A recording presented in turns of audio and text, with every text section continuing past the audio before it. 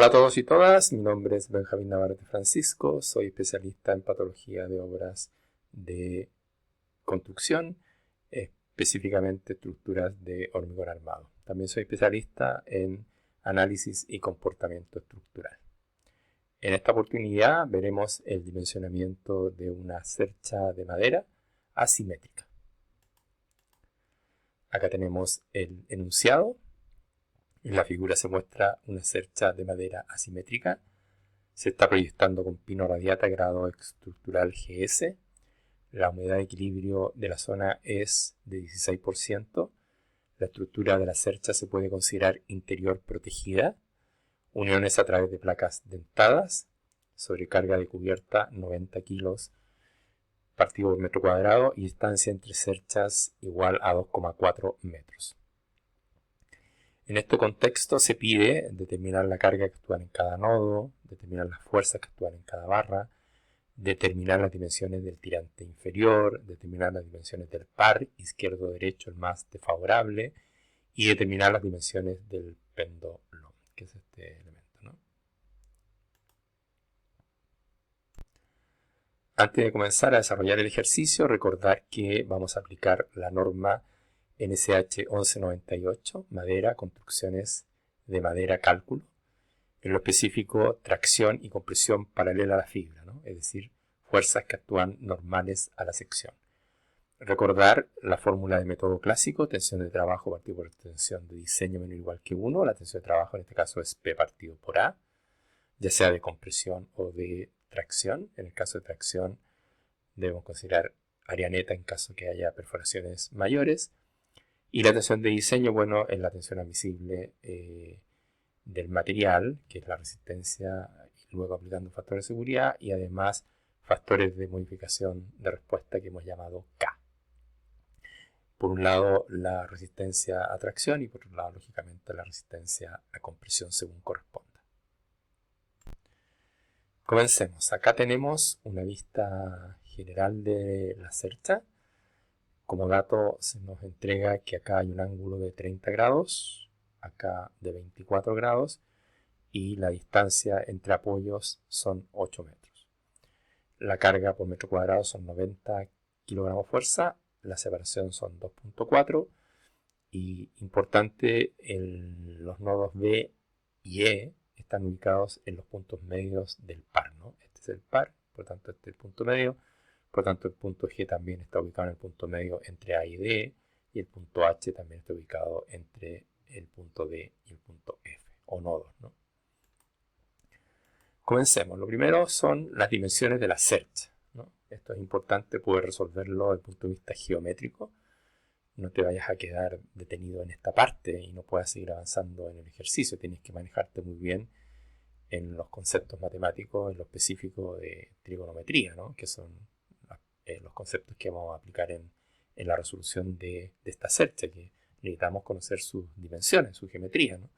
O si no, sería imposible calcular la descomposición de fuerzas en las distintas barras, los largos para cuantificar riesgo de inestabilidad, etc., ¿no? Se necesita resolverlo desde el punto de vista geométrico. Y como dije al inicio, lo único que se nos entrega como información es la distancia entre apoyos, que son 8 metros, y los ángulos, ¿no? 30 y 24. Entonces fíjense bien lo que vamos a hacer para empezar a determinar las dimensiones de la cercha. Me interesa fundamentalmente la distancia entre A y D, la distancia entre D y F y la altura, ¿no? Son como los datos como más relevantes. Después voy a ir obteniendo datos más específicos, pero esos son los principales, ¿no? Del inicio, ¿no? Entonces fíjense bien, la altura del pendolón, que es la barra CD, ¿ya? El tirante tramo AD y tramo DF. Con esa información vamos a trabajar para poder determinar las primeras dimensiones, ¿no? Entonces, lo primero que yo tengo que saber es que la tangente de 30 grados es el cateto opuesto, que es la barra CD, dividido por el cateto adyacente, que es la barra AD.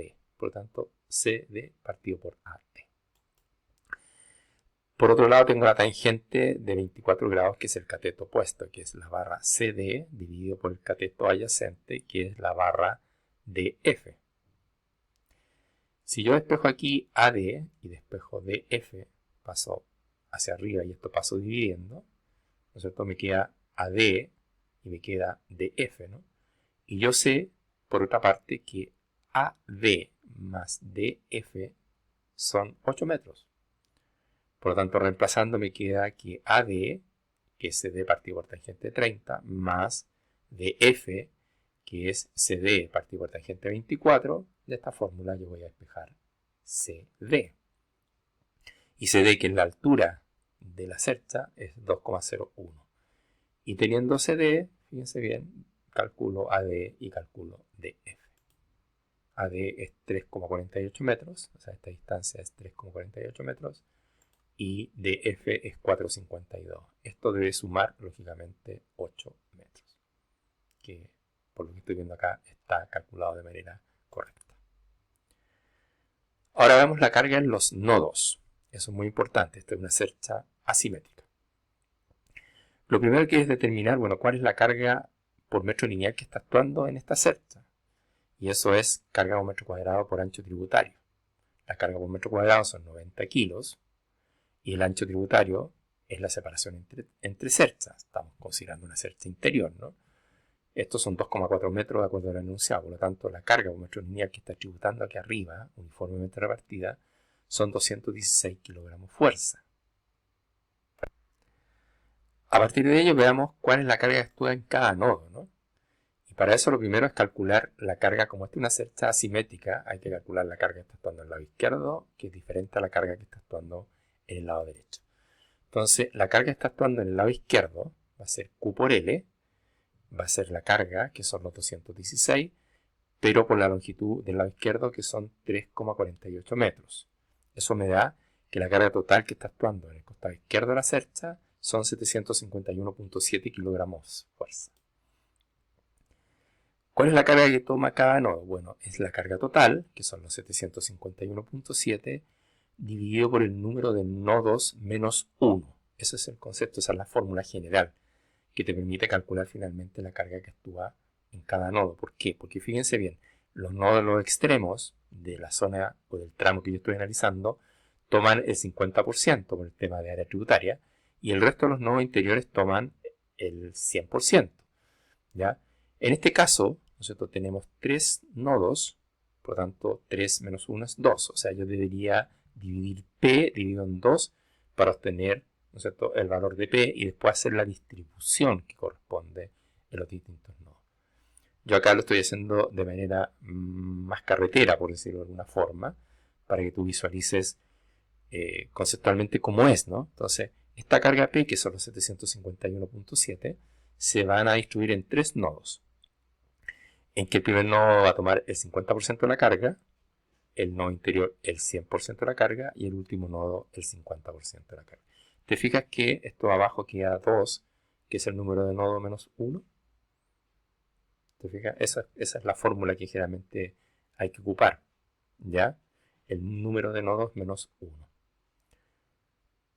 Calculemos entonces si el valor de P es 751, el valor de P, el P de cada nodo me da 376. ¿Qué significa? Que el nodo A toma la mitad, 188. El nodo B toma el 100%, que es 376, y el nodo C, 188 kilogramos fuerza. Pero ojo, el nodo C recibe carga del lado izquierdo y también recibe carga del lado derecho. Por lo tanto, por ahora, el nodo C recibe 188, pero veamos cuánto recibe del análisis que yo haga ahora por la derecha.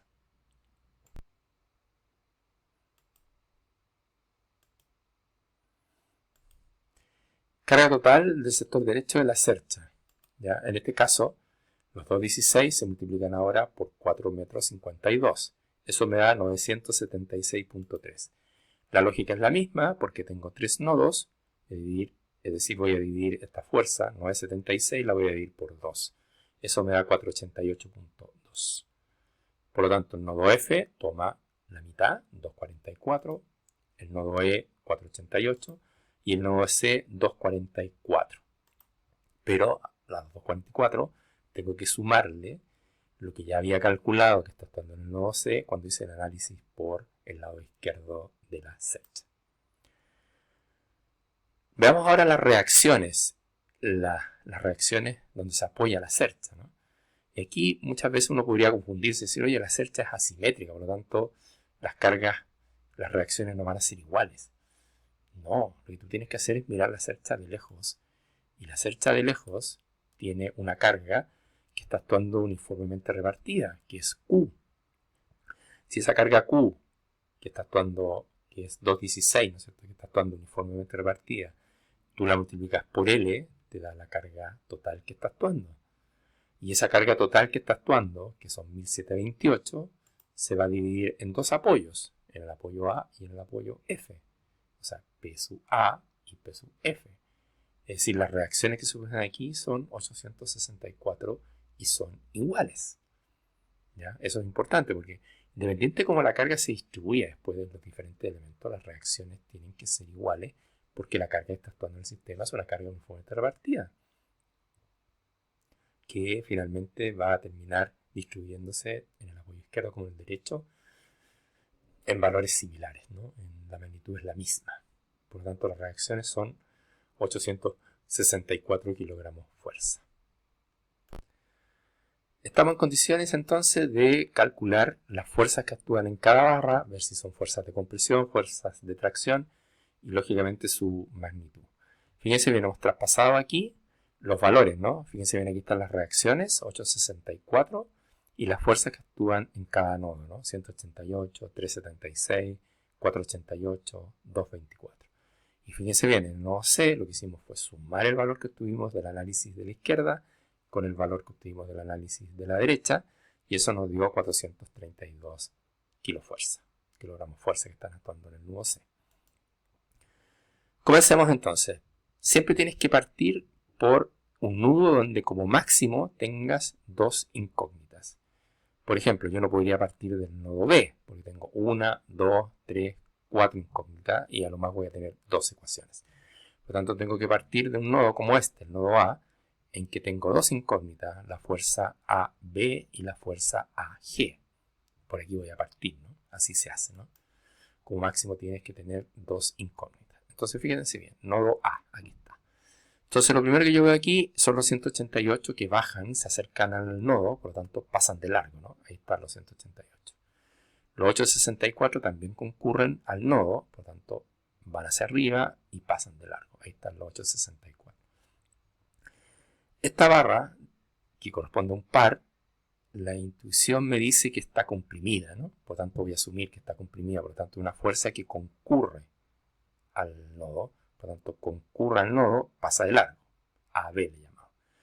Y la barra AG o AD, lo que voy a hacer es considerar que está traccionada. ¿Por qué? Porque fíjense bien, yo sé, por intuición también, que esta barra de una cercha, la barra inferior, debería estar trabajando traccionada. Por lo tanto, voy a considerar que está traccionada, por lo tanto, se aleja del nodo. Por lo tanto, si se aleja del nodo, ahí está el nodo, se aleja del nodo. Y esta es la fuerza AD. Fíjense en un detalle importante. ¿Y por qué no consideré AG? ¿Por qué no consideré GD? Porque fíjense bien, esta barra que baja acá empuja lo que se conoce un empuje al vacío.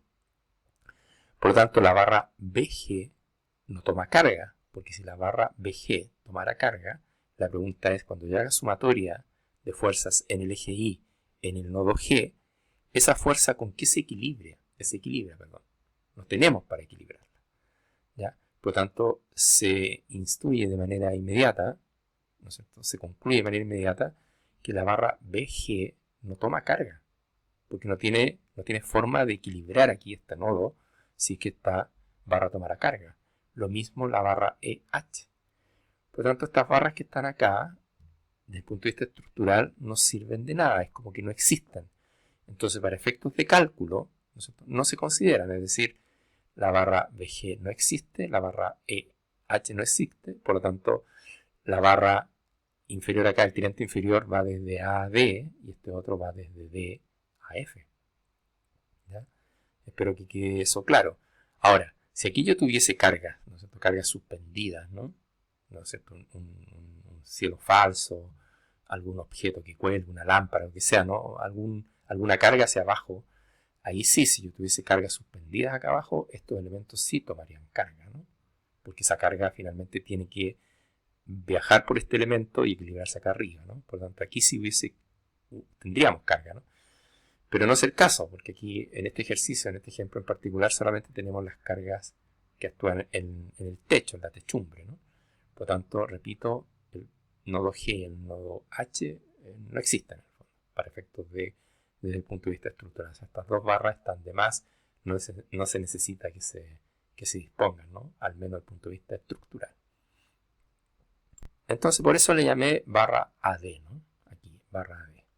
Entonces, vamos al equilibrio de nudos. Sumatoria de fuerzas en el eje Y.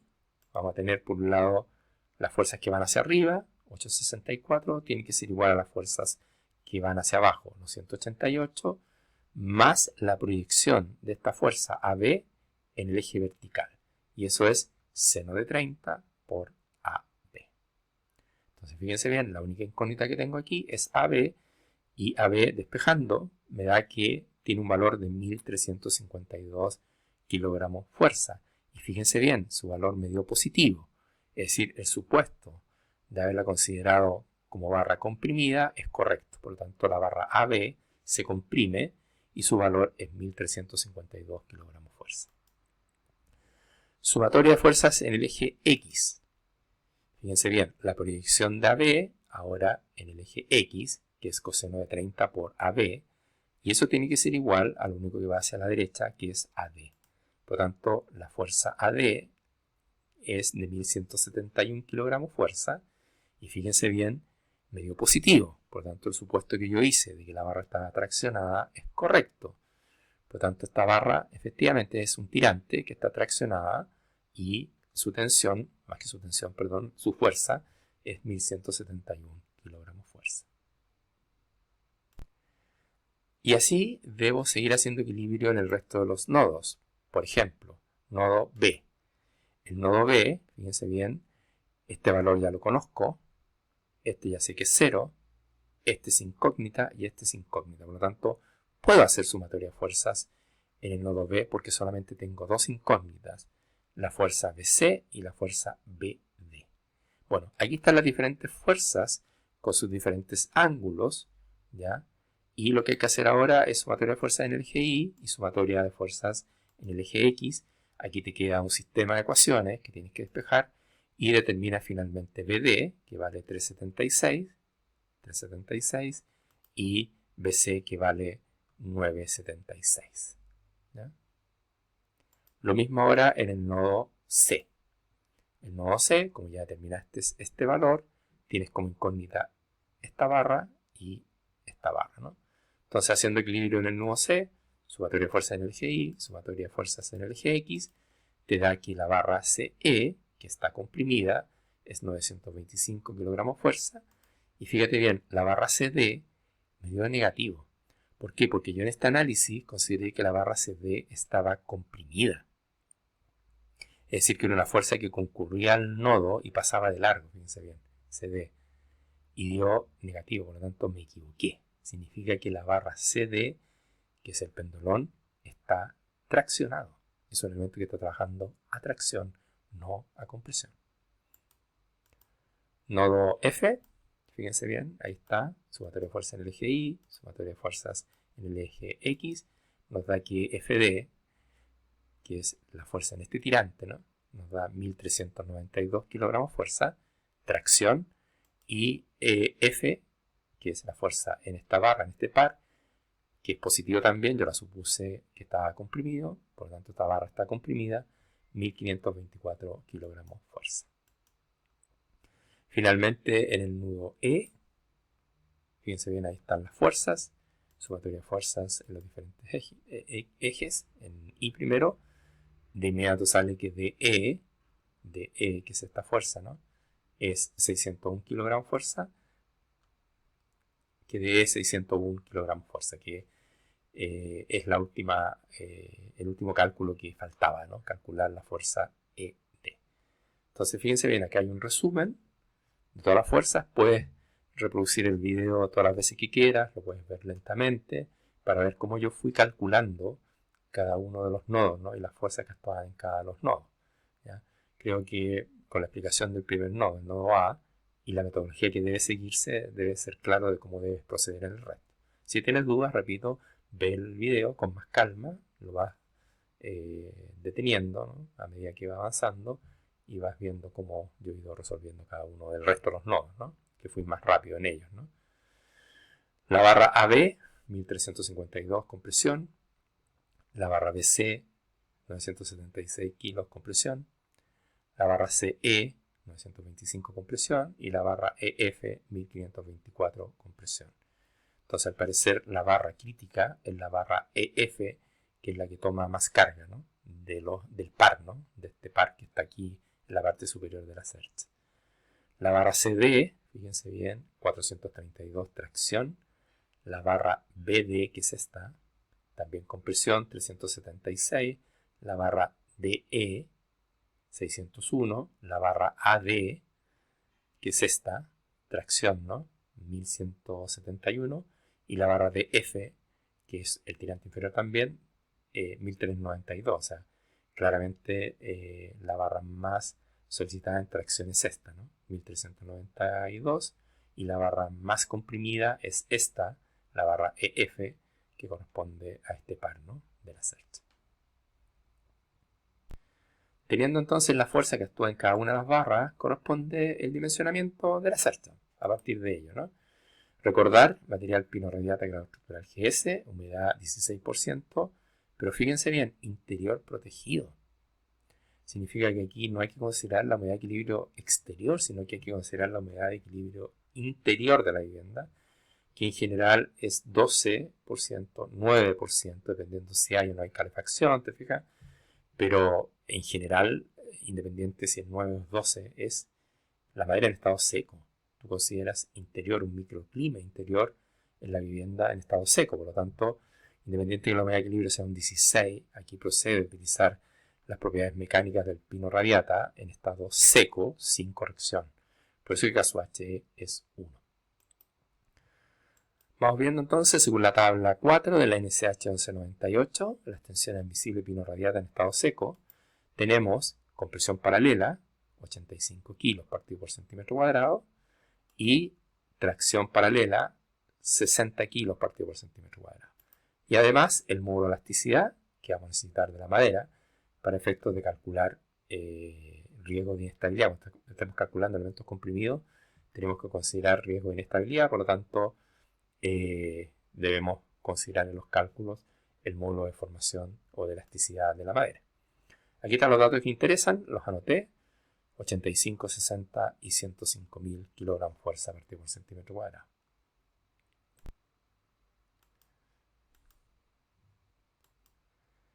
Partamos por el tirante inferior. El tramo más desfavorable es el tramo DF, que tiene una fuerza de 1392 kilogramos fuerza.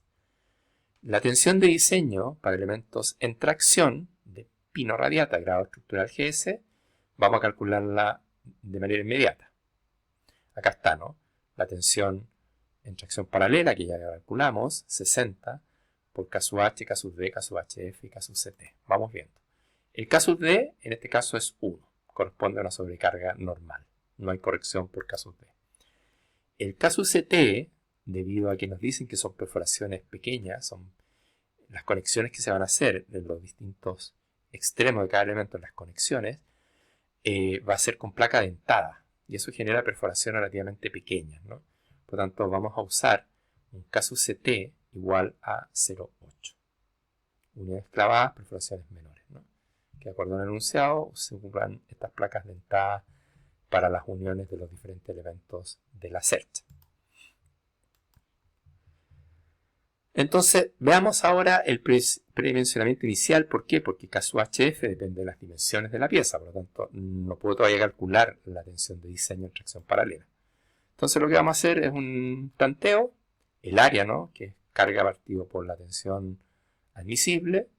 La carga es 1392, la tensión admisible es 60. Estamos tanteando. Eso da un área mínima de 23.2. Por lo tanto, podemos pensar, fíjense bien, para iniciar el tanteo, un 2×3, ¿no?, que es 50 por 75, cuya área es 37.5. ¿Ya? Vamos a partir por ahí.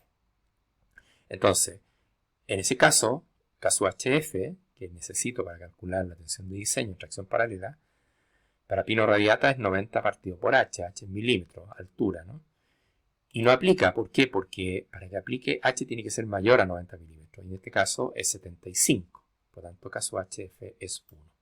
Por tanto, estoy en condiciones, primero, de calcular la tensión de trabajo, que es P partido por A, 1392, dividido por el área, 37.5 del 2 por 3, y tengo la tensión de diseño, que ya calculé caso HF, por tanto puedo calcular la tensión de diseño, que es la tensión admisible, y corregida solamente por caso CT, ¿no?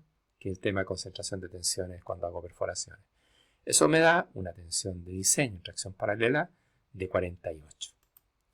Y teníamos 37.1 de tensión de trabajo, acá está, y lo dividimos por la tensión de diseño, 48 nos da 0,77. O sea, verifica. El tirante inferior, una pieza 2×3, verifica con resistir muy bien las tracciones que se producen en ella, tracciones axiales. Por lo tanto, el tirante inferior, como en esta zona la carga es más baja, todo el tirante desde A hasta F va a ser una pieza de 2×3, con los 75 milímetros hacia el interior de la diapositiva, es decir, normal a la figura. Es decir, siempre el elemento va a llevar el espesor hacia adentro, ¿no? Sí, hacia atrás, hacia el fondo, ¿no? Y eso es 75. Lo que vamos a ver entonces son las 2 pulgadas y los 75 que van hacia adentro no los vamos a ver. Así vamos a disponer la pieza 2×3. De tal manera que todas las piezas que elijamos de ahora en adelante tienen que tener esa misma profundidad de 75 milímetros. Lo que puede variar es la otra dimensión, dependiendo de los requerimientos que tengamos. Pero todos los elementos tienen que tener el mismo espesor para que la cercha, ¿no es cierto?, tenga un espesor uniforme, ¿ya? Y en este caso me estoy casando con los 75 milímetros. Verifica entonces la pieza, ¿no? Ahí está. Veamos ahora el dimensionamiento de los elementos comprimidos. Par más desfavorable, tramo EF. Fíjense bien, no solamente porque tiene la mayor carga, 1524 kilogramos fuerza, sino que además es el elemento que tiene mayor dimensión. Este elemento, desde este punto a este, tiene mayor dimensión que este de acá, porque este costado de la cercha es más pequeño que el costado de la cercha del lado derecho, ¿ya?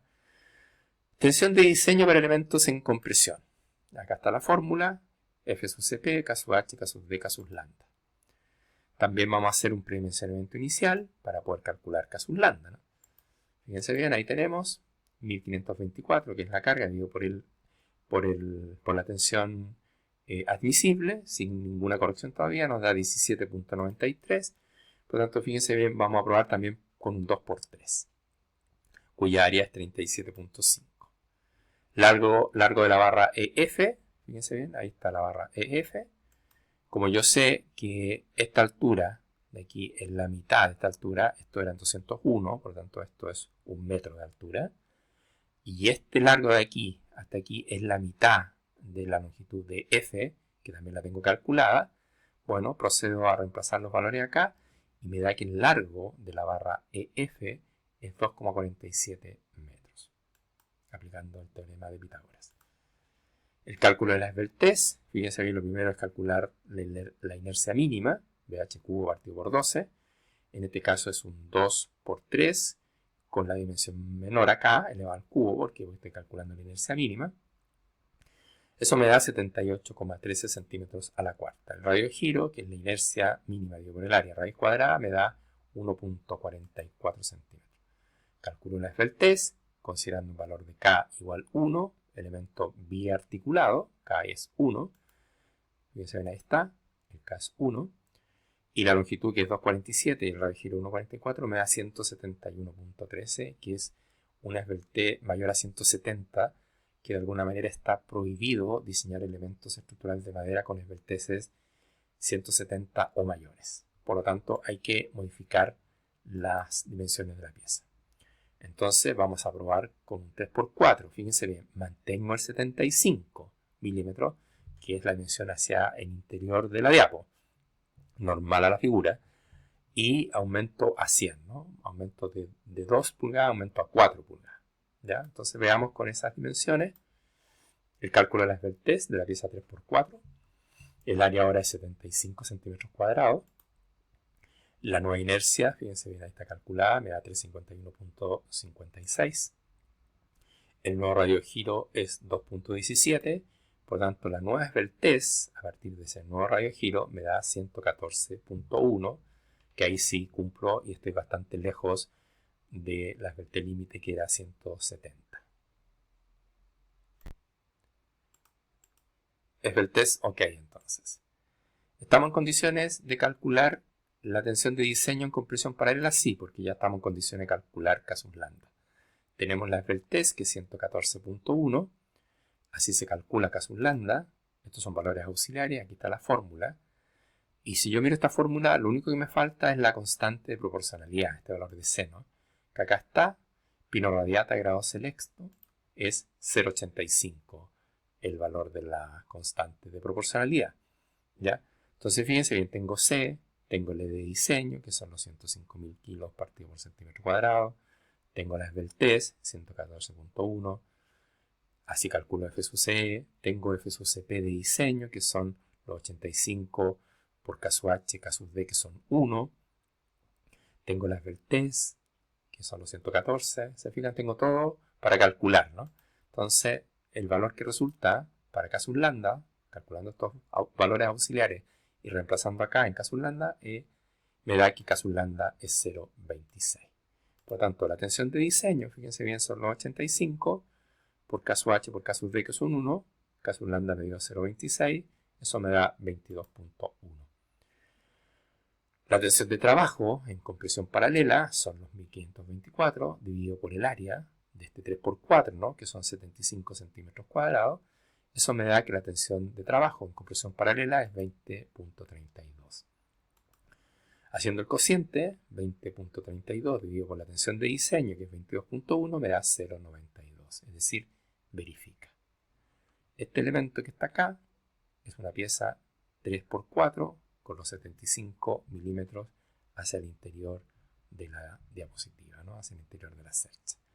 Y esta dimensión, lógicamente, la repito acá, acá y acá, ¿no? O sea, todo lo que son los pares de esta cercha, los elementos comprimidos, ¿no? Los proyecto con una pieza 3×4. Verifica, ¿no? Vamos ahora al pendolón, ¿no? El pendolón, la fuerza es una fuerza de tracción de 432 kilos fuerza. Recordemos que se nos pide también en el enunciado dimensionar este elemento. La tensión de diseño para el elemento en tracción es esta, pero tengo la duda si K sub HF se va a mantener igual a 1, como en el caso anterior, cuando verificamos el tirante. Va a depender de las dimensiones. También hacemos un predimensionamiento inicial, probamos con, nos da 432-60, 7.2, probamos con un 2×3, que tiene un área 37.5, no procede corrección, fíjense bien, porque la pieza es de 75 y el límite es 90, por lo tanto, K sub HF es 1, por lo tanto, efectivamente, la tensión de diseño en tracción paralela es 48. ¿Ya? Y la tensión de trabajo es 11.52, verifica, ¿no? Con holgura, ¿no? 11.52 versus 48, la pieza verifica. Por lo tanto, el pendolón lo vamos a dimensionar con una pieza 2×3. El 3, recuerden que es exigencia. Todos los elementos tienen que tener 3 pulgadas hacia el interior, ¿no? Bueno, y en el contexto de la pieza utilizamos no un 1×3, sino que utilizamos un 2×3 para efectos del dimensionamiento del pendolón. Como dimensión mínima, ¿no? Un 2×3 está bastante bien. Fíjense bien, a partir del cálculo, fundamentalmente del tirante inferior, del par y del pendolón, de alguna manera yo cierro el ciclo considerando el resto de las cargas, y aquí presento un dimensionamiento final, ¿no? Se fijan, 3×4 los pares, 2×3 el tirante inferior, 2×3 este elemento que está acá, que está trabajando en tracción. Fíjense bien, 3x4, este resultó ser 3x4, o sea, más robusto que este 2x3 para resistir aquí la compresión. Tengo un 3x4 y acá tengo un 3x4. Y este elemento que está acá, que es un elemento que no es estructural, y como estaba en el contexto de la arquitectura de la cercha, pusimos acá un 2x3, ¿no? Aquí tenemos un 2x3 y acá tenemos un 2x3. Aquí está la cercha con sus 3,48 metros, sus 4,52 metros, sus 2 metros 1 de altura, con sus ángulos, etc., ¿no? Entonces aquí está la cercha ya con su diseño definitivo.